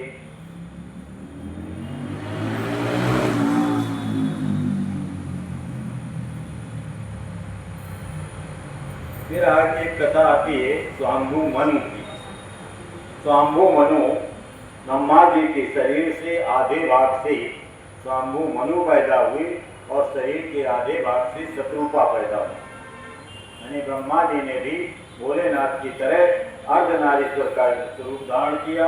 उससे मनु और शत्रुपा की उपलब्धि हुई, और तथा ऋषियों की तथा दक्ष कन्याओं की संतानों का वर्णन हुआ। ब्रह्मा जी के 4 पुत्र सनक सनंदन हुई, 11 रुद्र ब्रह्मा जी के मस्तक से हुई, नारद जी ब्रह्मा की गोद से हुई, मरीचि ब्रह्मा के मन से पैदा हुई और तमाम ऋषि ब्रह्मा की ये संतानें हैं। तो 9 ऋषि जिनके विवाह देवहूति और कर्दम की कन्याओं से होता है, वह 9 ऋषि ब्रह्मा के ही बेटे हैं। दक्ष की 11,000 पुत्र हुई, 10,000 हर्यास और 1,000 सबलास हुई। इस तरह से 11,000 संतानें दक्ष की हुई, 60 कन्याएं भी हुई। 60 कन्याओं में 27 का विवाह चंद्रमा के साथ किया, 10 का विवाह धर्म के साथ किया। जैसे मेरु देवी एक कन्या थी, उसका विवाह धर्म के साथ हुआ। सती नाम की कन्या थी, उसका विवाह भोलेनाथ के साथ हुआ। रति नाम की कन्या थी, उसका विवाह कामदेव के साथ किया। एक संध्या नाम की कन्या थी। तो इस तरह से 60 कन्याएं थी। स्वधा नाम की कन्या का विवाह पितरों से हुआ, पितर देव से, और सुहा नाम की कन्या का विवाह अग्नि से हुआ, और 13 का विवाह दक्ष से हुआ, कश्यप से। 13 का विवाह कश्यप से हुआ। दक्ष की 13 कन्याओं का विवाह कश्यप से हुआ। कश्यप से ही सारे संसार की सृष्टि हुई है। जितने भी योनियां हैं, यानी कि मनुष्य योनि, देव योनि, गंधर्व, अप्सरा, सिद्ध, चारण, विद्याधर, ब्रह्मदेव, दिक्पाल, ये सब ब्रह्मा से हुए। नाग योनि, गरुड़ योनि, दानव योनि, दैत्य योनि, आदित्य योनि, देवता योनि, ये सब ब्रह्मा उनकी कश्यप ऋषि की पत्नियां थी। एक एक पत्नियां से एक एक समूह पैदा हुआ। जैसे दिति से दैत्य वंश आगे बढ़ा, आदिति से आदित्य वंश, 12 आदित्य हुए आदिति से। कद्रू से नाग वंश आगे बढ़ा, तार्क्ष से गरुड़ वंश आगे बढ़ा, धनु से दानव, विप्रचित्ति, शंखचूड़, दम, ये धनु से हुए। यज्ञदत्त कुमार को भगवान भोलेनाथ की कृपा से कुबेर पद की प्राप्ति हुई, और यज्ञदत्त कुमार ने भगवान शिव के साथ मैत्री की और फिर शिव को संधि भी बनाया। भगवान शिव कैलाश पर्वत में जाकर के वहाँ सृष्टि खंड का निर्माण करते हैं। इसके बाद नारद जी के प्रश्न करने पर ब्रह्मा जी द्वारा सदाशिव भोलेनाथ से, भोलेनाथ का ऐसा क्रम हर पुराण में अलग अलग है। विष्णु पुराण में महाविष्णु शब्द कहा गया है, उन्हीं को शिव पुराण में सांब सदाशिव कहा गया है, उन्हीं को भागवत और कृष्ण पुराण में, ब्रह्म वैवर्त पुराण में महाकृष्ण कहा गया है। तो महाकृष्ण, उसी को महाविष्णु और उसी को सांब सदाशिव। सांब सदाशिव से ही सारी सृष्टि फिर आगे बढ़ती है। उन्हीं से ब्रह्मा, विष्णु और रुद्र होते। विष्णु पुराण में महाविष्णु से ब्रह्मा, विष्णु और रुद्र होते हैं। जब आप कृष्ण पुराण सुनेंगे, ब्रह्म वैवर्त पुराण, तो वहाँ पर गोलोक धाम है। गोलोक धाम से महाकृष्ण से फिर आगे ब्रह्मा, विष्णु, महेश, राधा, इस तरह की वर्णन आता है। तो सृष्टि का विस्तार इस प्रकार परम परमात्मा से निरंजन से हुआ है। कामदेव ब्रह्मा जी ने सृष्टि के आरंभ में एक नारी और एक पुरुष का जन्म दिया। एक नारी और पुरुष प्रकट हुआ। नारी जो हुई उसका नाम था संध्या, और जो पुरुष प्रकट हुआ उसका नाम हुआ कामदेव। और ब्रह्मा का एक बेटा दक्ष था। दक्ष की पुत्री रति हुई। रति और कामदेव का विवाह संपन्न किया गया। कामदेव की ये तमाम नाम हैं, और कामदेव ने रति के साथ विवाह किया तथा कुमारी संध्या का भी वर्णन आता है। ब्रह्मा की पुत्री संध्या और कामदेव ये दो पैदा हुए, तो संध्या में बचपन में ही काम भाव संध्या में आ गया, लेकिन बाद में उसे पाश्चाताप हुआ और पाश्चाताप करके उसने कहा, सोचा संध्या ने कि हमारे मन में गलत भाव पैदा हुआ है, इसलिए हमें अपना प्राण त्याग देना चाहिए। तो उसने ये निश्चय किया कि मैं अग्नि में आहुति देकर अपना प्राण त्याग दूंगी। तब उसने तपस्या आरंभ की। भोलेनाथ से संध्या की मुलाकात हुई तो भोलेनाथ ने उसे तपस्या करने को कहा और तपस्या के द्वारा वरदान पाने को कहा। उसने वरदान में ये चाहा था कि ऐसा भाव संसार में मेरे अलावा और किसी में छोटी अवस्था में न हो। अवस्था जब कुछ हो जाए 10-12-14 वर्ष की, तभी रति भाव प्रेम भाव होना चाहिए, उसके पहले प्रेम भाव ना हो। ऐसा वरदान भोलेनाथ से उसने मांगा संध्या ने। तब उस वरदान की प्राप्ति के लिए एक मेरु पर्वत पे तपस्या करने का निर्देश दिया भोलेनाथ ने और वशिष्ठ ऋषि को भेजा कि इसे उचित उपदेश और तपस्या की विधि बताओ। वशिष्ठ जी गए, वहां वशिष्ठ ने उसे तपस्या और पूजा की विधि बताई है। विधि बताने में ही आकर्षण पैदा हो गया वशिष्ठ और संध्या के बीच में। तब अगले जन्म में, उस जन्म में तो वशिष्ठ और संध्या का विवाह नहीं हुआ, लेकिन अगले जन्म में ऐसा विधान हुआ कि संध्या और वशिष्ठ का विवाह होता है। संध्या अगले जन्म में अरुंधति बनती है और वशिष्ठ ही रहते हैं, वो दीर्घकाली रहे, लंबे समय तक जीवित रहे वशिष्ठ। इसलिए वशिष्ठ और संध्या का अगले जन्म में विवाह हुआ। मेधा तिथि संध्या भी जा करके मेधा तिथि की अग्नि में प्रवेश कर गई और उसने जैसा संकल्प किया था, वरदान मांगा था कि मैं अग्नि में अपना शरीर नष्ट कर दूं, तो जा करके भोलेनाथ ने कहा कि आप मेधा तिथि के पास जाइए। वो मेधा तिथि अमुक जगह नदी के किनारे आश्रम में यज्ञ कर रहे हैं, वो देख ना पाएंगे आपको, और देख ना पाए वहां जाकर यज्ञ में अपने प्राण त्याग दो। ऐसा कहने पर उसने जाकर यज्ञ में संध्या ने प्राण त्यागे। हालांकि संध्या दो होती है, प्रातः संध्या, एक सायंकालीन संध्या। प्राण त्यागने के बाद वो मेधा तिथि की पुत्री बनी अरुंधति या ऊर्जा, और वही मेधा तिथि ने उसका विवाह वशिष्ठ ऋषि के साथ किया। ये प्रसंग भी शिव पुराण का प्रसंग है।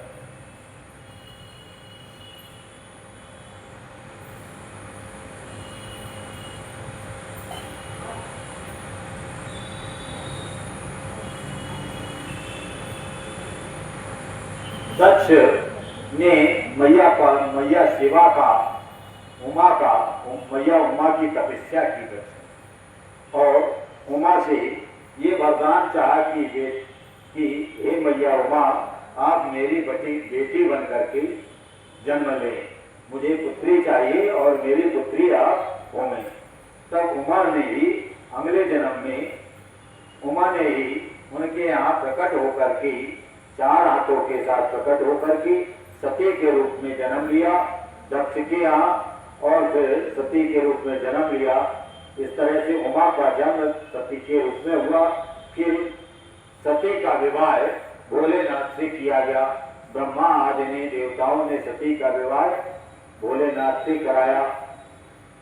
ब्रह्मा के बेटे दक्ष हैं और ब्रह्मा इस तरह से सबसे बुजुर्ग है, पितामह है।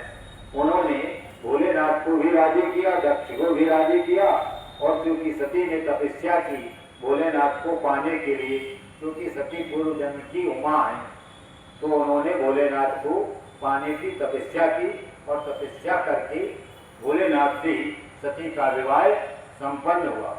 विवाह संपन्न होने के बाद एक दिन अकस्मात ब्रह्मा ने देखा कि हमारे ये जितने बेटा है, ब्रह्मा को भी प्रजापति कहा जाता है, क्योंकि सारे संसार की रक्षा, सारे संसार का पालन और सृष्टि ब्रह्मा करते हैं। इसलिए प्रजा का पालन सृष्टि जो करेगा वो प्रजापति हुआ। ऐसे ही जितने बेटे हैं ब्रह्मा के वो सारे बेटे प्रजापति कहलाते हैं। उन बेटों में सबसे श्रेष्ठ बेटा, सबसे उत्तम बेटा कौन है, इसका चयन ब्रह्मा ने किया कि इन सबका लीडर बना दे। तो उन सबका लीडर दक्ष को बनाया ब्रह्मा ने। अपने बेटों का लीडर, प्रजापतियों का लीडर ब्रह्मा ने बनाया।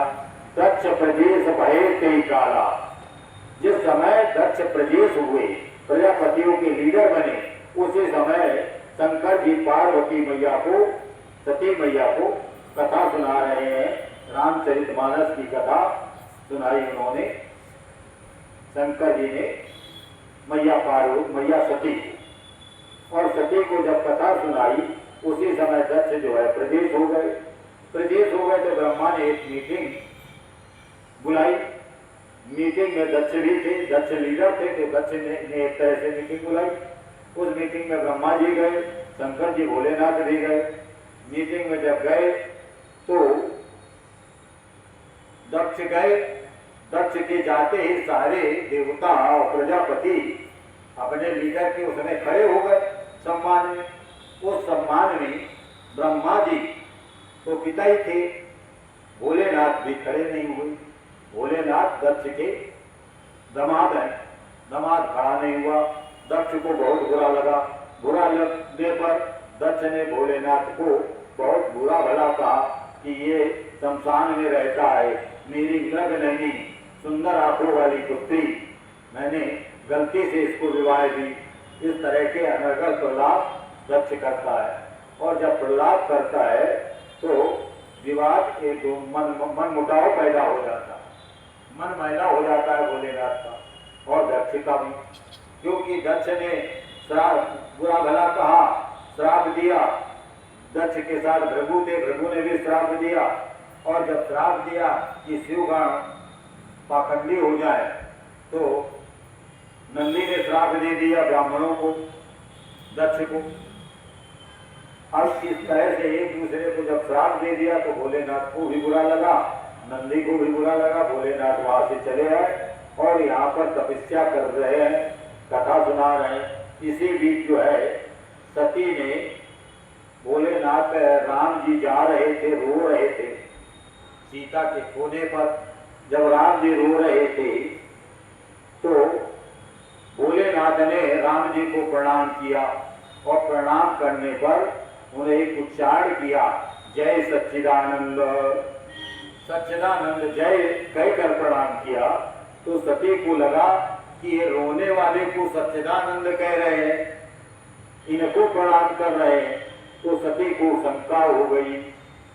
भोलेनाथ ने कहा, शंका न करो देवी। शंका मिटाने के लिए कहने लगी परीक्षा लेंगी। परीक्षा लेने के लिए सती चल पड़ी। उन्होंने मैया सीता का स्वरूप बना लिया। मैया सीता का रूप बनाकर राम जी के आगे पीछे पहुंची। राम जी ने देख करके कहा कि कहाँ जा रही हो, और ग्रस केतु की पत्नी भोलेनाथ की भैया सती तुम कहाँ जा रही हो, और भोलेनाथ के क्या समाचार है, ऐसा जैसे पूछा तो इनको लगा कि भोलेनाथ ने मुझे, राम जी ने मुझे पहचान लिया। सीता का वेश बनाकर गए थे कि सीता समझ करके राम जी मुझसे वार्ता करेंगे। उन्होंने कहा आप सती मैया हैं। फिर उसके बाद इनको पश्चाताप हुआ, और ये आगे पीछे चारों तरफ देखे तो जहां देखे आगे भी पीछे भी चारों तरफ राम सीता लक्ष्मण दिखाई पड़ने लगे। ये बहुत संकट पैदा हो गया। फिर वो जैसे भोलेनाथ के पास वापस लौटी, तो जब वापस लौटी तो भोलेनाथ ने कहा परीक्षा ले आई, तो सती झूठ बोल गई। कहने लगे मैंने परीक्षा नहीं की, आप ही की तरह प्रणाम किया था। आप भोलेनाथ को अंतर ध्यान करके सब जान गए, अंतर मन की बात जान जाते हैं। उन्होंने फिर समाधि ले ली भोलेनाथ ने, और ये सेवा में बैठी रही। बहुत दिन जब बीत गए तो फिर समाधि जब टूटी तब भोलेनाथ ने कथा प्रारंभ की और मैया सती ने कथा सुनना आरंभ किया। इस बीच आकाश से हवाई जहाज निकलना शुरू हुई। हवाई जहाजों में सती जी के व्योम विमाना आकाश में विमान देखे और उस समय विमानों में गायन कर रही थी। देवांगनाएं, देवियां और देवता उन विमानों में नाच गाना कर रहे थे।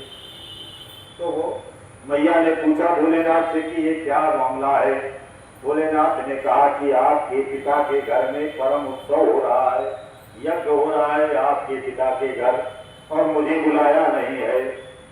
तो भोलेनाथ कहते हैं कि 4 जगह बिना बुलाए जाया जाता है, लेकिन अगर वो प्रेम माने तो, अगर अपमान करें, अपमान की आशंका हो तो उन 4 जगह भी ना जाओ। 4 जगह कौन थी? गुरु के पास बिना बुलाए जाया जाता है, गुरु के पास, मित्र के पास, पिता के पास। पिता, गुरु और मित्र, इनके पास बिना बुलाए जाया जाता है। और जदप विरोध माने, यदि विरोध माने तो फिर उनके घर भी जाना नुकसानदायक है, दुखदायी है। लेकिन बहुत प्रकार से समझाया, अनेक प्रकार से तमाम कथाएं, तमाम इतिहास सुनाए, तमाम पहेली सुनाई, लेकिन मैया की समझ में नहीं आया। मैया का चित्त घर में लगा था। तब भोलेनाथ ने गणों के साथ, 60,000 गणों के साथ बैल में बैठा करके और माता सती को विदा कर दिया कि जाओ घर। वहां गई तो सादर मिली एक माता, भगनी मिली बहुत मुस्कुराता, और पिता ने अपमान किया, पिता ने बात नहीं की और देवताओं ने भी बात नहीं की। तब वो सती मैया जाती है यज्ञशाला, यज्ञशाला में उन्हें अपना शरीर जला दिया। जब यज्ञशाला में योग अग्नि से अपना शरीर जला दिया तो ये खबर वहां पर उधम मच गया। 60,000 गण जिसके साथ में हो, उन्होंने युद्ध शुरू कर दिया। और इधर रघु ऋषि ने यज्ञशाला से ऋभुओं को पैदा किया। ऋभुओं का मतलब ऐसे गणों को, योद्धाओं को पैदा किया कि जो शिव गणों से युद्ध करें। 20,000 शिव गण मारे गए युद्ध में। फिर विष्णु भगवान ने भी युद्ध किया और 40,000 शिव गण वापस लौट आए भोलेनाथ के पास। उन्होंने आकर के दुख बताया कि ऐसा हो गया, मैया सती मैया ने प्राण त्याग दिए हैं। तो भोलेनाथ को क्रोध आया, जटा उखाड़ी और पटक दी। जटा के 2 भाग हो गए, 2 पैदा हुए, उससे महाकाली और वीरभद्र पैदा हुए। वीरभद्र ने जाकर के यज्ञ नष्ट किया, महाकाली ने भी उत्पात किया। उसके बाद सारे देवता ब्रह्मा जी के पास जाते हैं, ब्रह्मा जी विष्णु भगवान के पास जाते हैं। फिर सब मिल करके भोलेनाथ को मनाते हैं कि भोलेनाथ यज्ञ को नष्ट हो गया है, यज्ञ को दोबारा शुरू कराओ। भोलेनाथ ने यज्ञ को दोबारा शुरू कराया। उसमें निश्चय किया गया कि इसके बकरे का सिर जोड़ दिया जाए, इसके जो है बकरे की दाढ़ी लगा दी जाए और इसके यजमान के हाथों से ये खाए। तो ऐसे तमाम तरह की, जिसकी आँख नहीं थी उसकी आँख को प्रदान किया। और सबसे बड़ी बात उसमें ये आई कि जो सामग्री है यज्ञ की चारों तरफ फैल जाती है, वेदिका के चारों तरफ, वह सामग्री निश्चय हुआ कि ये यज्ञ भाग भोलेनाथ को प्राप्त होगा। यानी भोलेनाथ का हिस्सा नहीं दिया था, इसलिए यज्ञ नष्ट हो गया। अब भोलेनाथ का हिस्सा तय हो गया। उसके बाद मनु का के 10 बेटा थे, उनमें एक बेटा नभग था। नभग ने, मनु ने अपने बेटा नभग के लिए तय किया कि आप जाकर के यज्ञ में 6वें दिन का कर्म पूजा कराओगे तो आपको ब्राह्मण लोग आपको कुछ न कुछ उपहार देंगे। तो नभग ने 6वें दिन का यज्ञ कराया। यज्ञ कराने पर ब्राह्मणों ने अवशिष्ट यज्ञ के चारों तरफ, वेदिका के चारों तरफ जो सामान बिखरा था वो नभग को दे दिया और देवता चले गए कहाँ? आकाश, ब्रह्मलोक। वो देवता पिता जब चले गए तो नभग ने वो सामग्री समेट रहे थे। इसी में भगवान भोलेनाथ काले वर्ण का, काले रंग के रुद्र के रूप में प्रकट हुई। इसमें उस रूप का अवतार का नाम है कृष्ण दर्शन। कृष्ण दर्शन अवतार धारण किया भोलेनाथ ने और नभग के पास पहुंचे कि ये यज्ञ, ये जो सामग्री है बची हुई, ये मुझे दे दो, ये मेरी है। अब विवाद होने लगा कृष्ण दर्शन भोलेनाथ में और नभग में विवाद हुआ कि ये सामग्री वो कहे कि मुझे प्राप्त हुई है, ये कहे भोलेनाथ कहे कि ये सामग्री देवताओं ने निश्चित की है कि यज्ञ भाग भोलेनाथ को मिलेगा बचा हुआ। अब इसका निर्णय कैसे हो? रुद्र की बात सही है कि नभग की बात सही? नभग को तो देवता दे ही गए थे ब्राह्मण सब कि ये हिस्सा तुमने जो 2 सूक्त बताए हैं, जो 6वें दिन का यज्ञ पूरा कराया, उसके एवज में ये मेहनताना है, तो वो उसका मेहनताना था। और मेहनताना में यही मिलना था, भाइयों ने सब धन दौलत छीन ली थी। पिता की सेवा का हिस्सा मिला था उसे कि आप अपने हिस्से में, दौलत के हिस्से में पिता की सेवा करेंगे। पिता ने बता दिया कि ये यज्ञ कराओगे तो तुम्हें कुछ उपहार मिल जाएगा, उससे खर्च चलाना, जीवन निर्वाह। अब जीवन निर्वाह के लिए वो मिला था। तो भोलेनाथ ने कहा कि आप अपने पिता को पंच बना दो। क्या पंच? पंच परमेश्वर होते हैं ना, जो निर्णय करते हैं। अपने पिता से इसका न्याय कराओ, निर्णय कराओ कि ये सामग्री भोलेनाथ की है कि नभग की है। नभग गया पिता के पास, पिता ने कह दिया कि बेटा वो सामग्री तो भोलेनाथ की है, यज्ञ का शेष भाग भोलेनाथ का होता है, और जो तुमसे ये जिद कर रहे हैं कृष्ण वर्ण काले रंग के जो प्रकट हुए हैं वो भोलेनाथ ही हैं। उनकी जाकर के तुम पूजा करो, क्षमा याचना करो और उन्हें प्रसन्न करो और ये सामग्री उन्हें जाकर दे दो। तब जाकर नभग ने वो सामग्री भोलेनाथ को दे दी और क्षमा याचना की पूजा की। और मनु महाराज ने भी जाकर के, नभग के पिता मनु महाराज हैं, उन्होंने भी जाकर के वो सामग्री पूजा की भोलेनाथ की। तो भोलेनाथ प्रसन्न हुए, प्रसन्न होकर के वो सामग्री नभग को दे दी। उन्होंने कहने लगे मुझे नहीं चाहिए, अब आपको, क्योंकि ईमानदारी आपने बरती है, आपके पिता ने ईमानदारी बरती है, तो ईमानदारी के कारण वो सामग्री भी दे दी और ब्रह्म तत्व का उपदेश दिया नभग को। नभग को ब्रह्म विद्या प्रदान की। भोलेनाथ जगत गुरु हैं, पूरे जगत को विद्या प्रदान करते हैं। भोलेनाथ का अवतार हनुमान जी हैं। हनुमान जी को भी कहीं कहीं वैद्य के रूप में और कहीं जगत गुरु के रूप में हनुमान जी के लिए हनुमान चालीसा में वंदना होती है। तो हनुमान जी भी जगत गुरु है और बहुत बड़े विद्वान हैं। जो लोगों संस्कृत व्याकरण जो पढ़ते हैं, तो संस्कृत व्याकरण का प्रादुर्भाव के विद्वानों में हनुमान जी की गिनती होती है कि संस्कृत व्याकरण के ग्रंथ हनुमान जी ने लिखे हैं। और संस्कृत का और वर्णमाला का उद्भव भोलेनाथ से हुआ। 14 सूत्र भोलेनाथ के डमरू से पैदा हुए। आयु रेलवे एवं कबे सत्तर हाल, ये 14 सूत्र भोलेनाथ के डमरू से पैदा हुए। उसी से हिंदी वर्णमाला, संस्कृत वर्णमाला बनी।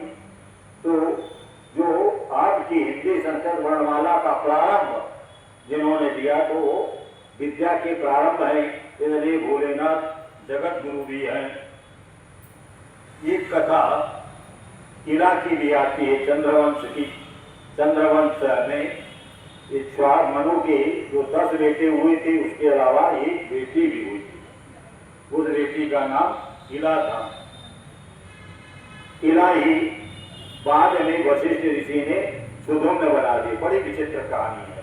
यज्ञ हुआ था, यज्ञ में मैया जो है श्रद्धा कहती है होता से, यज्ञकर्ता से, कि आप ऐसा यज्ञ करो कि बेटी पैदा हो जाए। और पिता जो मनु थे, उन्होंने कहा श्राद्ध देव ने कि वशिष्ठ जी ऐसा यज्ञ कराओ कि बेटा पैदा हो। अब वशिष्ठ को पता नहीं लगा और जितने उसमें ब्रह्मा ऋत्विज थे, उन्होंने ऐसा मन में विचार करके आहुति दे दी यज्ञ में, विपरीत विचार करके कि बेटी हो जाए। तो वो बेटी हो गई इला, इला बेटी हो गई। तब वशिष्ठ ने अपने तपोबल से संकल्प किया कि ये बेटी पुरुष में बदल जाए। तो वो बेटी पुरुष बन गई, राजकुमार हो गई। और वो राजकुमार फिर घोड़े में सवार होकर के कैलाश पर्वत की ओर एक जंगल है, वहां पहुंचे।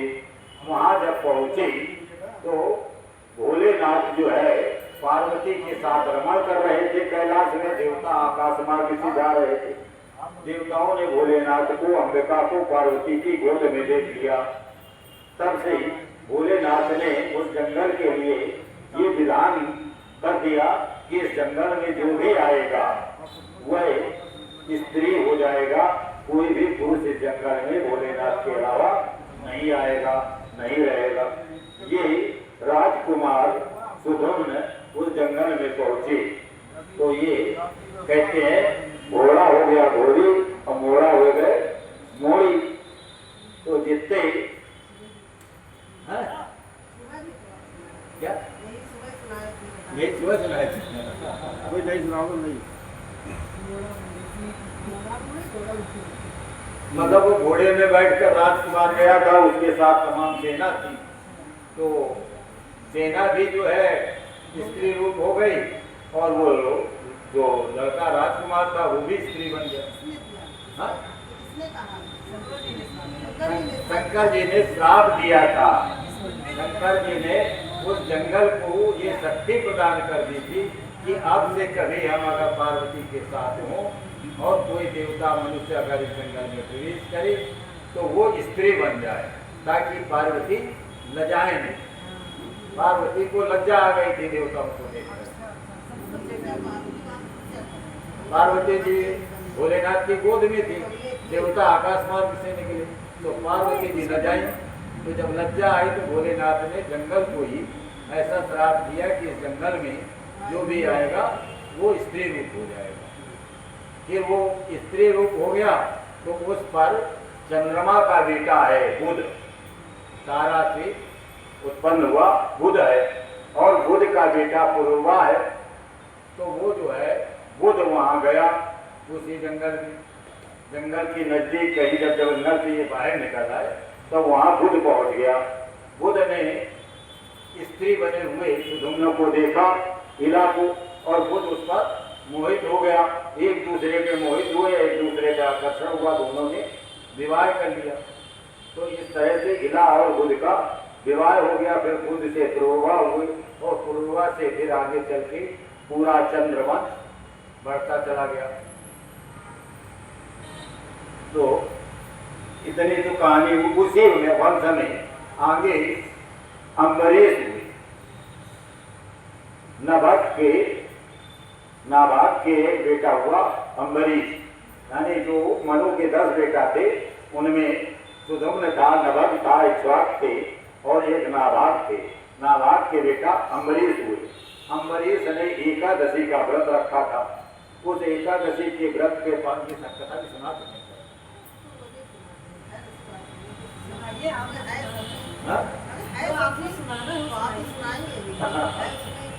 तो एकादशी का व्रत का जब पारण किया, पारण करना था, उसी समय दुर्वासा आ गए। दुर्वासा स्नान करने चले गए। लौट कर दुर्वासा आए। तो लौट कर जब दुर्वासा आए तो तब तक ही विचार विमर्श करके उन्होंने जल पी दिया। अम्बरीश ने, दुर्वासा ने जटा उखाड़ करके उन्हें कृत्या पैदा कर दी। कृत्या को मारने के लिए भगवान विष्णु ने अम्बरीश को भक्ति की शक्ति दी। भक्ति की शक्ति से चक्र उनका रक्षा करता था। तो वो चक्र ने कृत्या को भी मार दिया और वो पीछे लग गया उनके अम्बरीश की। वैसे पीछे लग गया जैसे जयंत के पीछे बाण लग गया था राम जी का। तो जयंत के पीछे जब राम बाण लगा था तो नारद जी ने उपदेश दिया था कि आप जाकर के वापस राम जी के चरणों में जाओ। होता क्या है, हनुमान जी का एक नाम अतुलित बलधामा, अतुलित बलधामा। क्यों है अतुलित बलधामा? क्योंकि जयंत ने इंद्र का बेटा है और राम जी के बल की परीक्षा करने गया है, कि बल की थाह लेने गया है। तौलना चाहा कि राम में कितनी ताकत है, तो राम की ताकत उसने तौली, तो तौलने में पता लगा कि राम की ताकत के आगे जयंत नहीं ठहर पाया। क्यों? राम ने बाण उठाया और वो बाण उसका पीछा तीनों लोग तक करता रहा। लौट के नारद ने देखा, नारद विकल जयंता दयाला कोमल चित संता।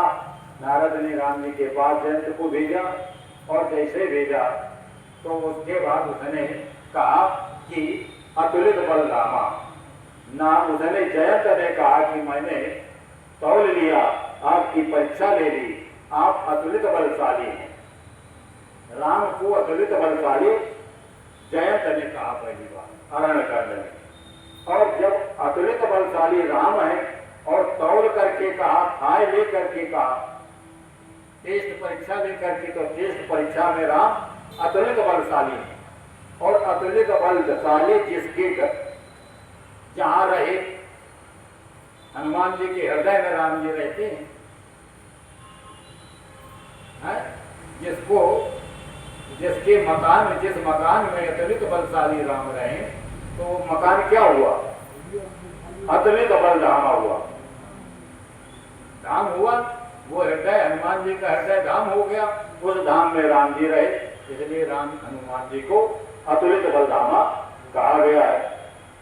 तो भक्ति में राम जी, हनुमान जी राम जी के बड़े भक्त हैं और कहते हैं कि जहाँ भी कथा होती है, शिव पुराण की कथा हो, रामचरितमानस की कथा हो, तो कथा सुनने की हनुमान जी बड़े शौकीन और रसिया। राम जी की कथा में हनुमान जी किसी न किसी रूप में जाकर के कथा सुनते हैं। एक बार कोढ़े का रूप धारण करके तुलसीदास की कथा में हनुमान जी पहुंचे थे और उन्हें बताया गया था, भूत ने, एक प्रेत ने बताया था कि जो लास्ट में कथा में रह जाए दरी उठाने के लिए, वो समझ लेना कि यही हनुमान है। इस तरह से तुलसीदास जी ने हनुमान जी को पहचान लिया था। फिर हनुमान जी ने राम लक्ष्मण से चित्रकूट में परिचय कराया था। एक बार तो तुलसीदास नहीं जान पाए, दूसरे बार तोता का रूप धारण करके हनुमान जी वहां पहुंचे और हनुमान जी ने कहा कि ये जो राजकुमार चंदन लगा रहे हैं, यही राम लक्ष्मण है। तब तोता रूप में तुलसीदास को हनुमान जी ने उपदेश दिया कि ये राम है। इस तरह से राम की पहचान तुलसीदास ने वहां पे की है। आगे चल के एक वृतांत आता है तारकासुर का। भोलेनाथ का विवाह होता है मैया पार्वती से। इसके लिए पार्वती से विवाह करने के लिए देवताओं ने, इंद्र ने कामदेव से प्रार्थना की कि इनमें काम भाव पैदा करो भोलेनाथ ने, ताकि ये विवाह कर लें। और विवाह क्यों जरूरी है? तारकासुर का अन्याय था। तारकासुर ने इंद्र की गद्दी छीन ली और ब्रह्मा की तपस्या की थी। ब्रह्मा की तपस्या में तारकासुर ने मांगा कि मुझे कोई ना मार सके। ब्रह्मा ने कहा तुम्हें मारने का कारण बताना होगा। तो तारकासुर ने कहा कि मैं सन्यासी जो भोलेनाथ शादी नहीं करना चाहते हैं और मैं भोले का भक्त हूँ, भोलेनाथ के बेटा से मिलना। तारकासुर ने वरदान मांगा कि मेरी मृत्यु भोलेनाथ के बेटा के हाथों हो। और बेटा कब होगा? जब विवाह होगा। तो देवताओं ने कामदेव को भेजा। कामदेव ने बसंत फैलाया। बसंत फैला करके जैसे ही वातावरण बनाया, भोलेनाथ की समाधि टूटी और ललाट से उनकी अग्नि प्रकट हुई। अग्नि से कामदेव भस्म हो गया और वो अग्नि फिर ब्रह्मा ने उस अग्नि को घोड़े के रूप में बदल दिया और ले जाकर के उस अग्नि को समुद्र के में ले जाकर के छोड़ दिया। तो इस तरह से समुद्र में जब वो अग्नि छोड़ी गई तो उस अग्नि का नाम हो गया बड़वा नल। और भोलेनाथ ने फिर आगे चल के ब्रह्मचारी का वेश बनाया, 7 ऋषियों को भेजा यमराज के पास। इस तरह से हिमवान की पुत्री पार्वती का विवाह भोलेनाथ के साथ हुआ। फिर आगे चल के पार्वती ने एक बार ये हुआ कि पार्वती द्वारा एक दैत्य का वध कराना था, शुंभनिशुंभवादी का वध कराना था। तो पार्वती से जब दैत्यों का वध कराना था, तो पार्वती से जब वध कराना था तो पार्वती को भोलेनाथ ने चिढ़ा दिया कि तू काली कलुती है। तब उसने तपस्या की और तपस्या से फिर उसने अपने शरीर की ऊपरी चमड़ी थोड़ी, उससे कौशिकी नदी बनी। कौशिकी, माता कौशिकी और सिंहवानी उससे बनी और उन्हीं का नाम गौरी हुआ। जब वो काला शरीर छूट गया तो उनका नाम गौरी हुआ। इस प्रकार ये गौरी होने के, गौरी के प्रादुर्भाव की कथा है। बोलो भोलेनाथ की, बोलो मैया गौरी की, विश्व का धर्म की अधर्म का, प्राणियों में विश्व का, गौ माता की हर हर।